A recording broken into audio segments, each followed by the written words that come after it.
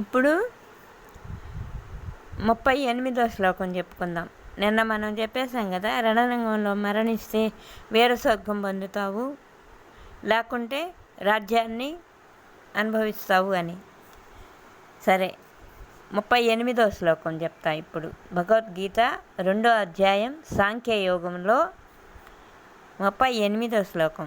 సుఖదుఃఖే సమే కృత్వా లాభాలాభౌ జయాజయౌ తతో యుద్ధాయ యుజ్యస్య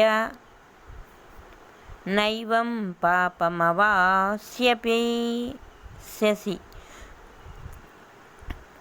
తర్వాత దీనికి అర్థం ఏంటంటే, జయ అపజయాలు కూడా, లాభ నష్టాలు కూడా, సుఖ దుఃఖాలు కూడా సమానంగా భావించి యుద్ధ సన్నుద్ధుడవు కమ్ము. అప్పుడు నీకు పాపాలు అంటనే అంటవు.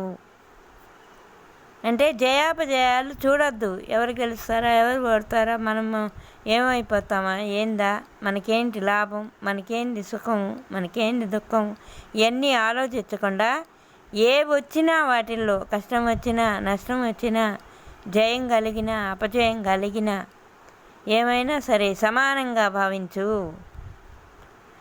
భావించి యుద్ధానికి సిద్ధమవు.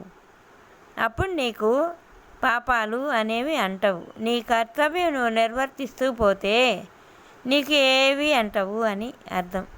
పాపపుణ్యాలు రెండు సమానంగానే ఉంటాయి. అప్పుడు పాపం చేస్తే పాపం, పుణ్యం చేస్తే పుణ్యం. సరే, రేపు చెప్పుకుందాం. Hi, bye. జై శ్రీకృష్ణ శరణం. లోకా సమస్త సుఖినో భవంతు, సమస్త సన్మంగళాని భవంతు.